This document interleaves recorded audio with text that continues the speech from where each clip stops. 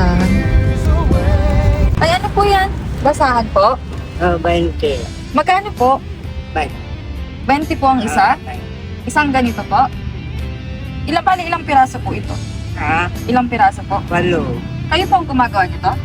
Inaangkat ko lang yan. Magkano po ang angkat po? 50. 50 po isang ganito? Hindi, ang bili ko isang bundle, 50. Sa isang bundle po, nakakailang benta po kayo? Hindi pa ako nakakaubos. Ah, 8 na lang.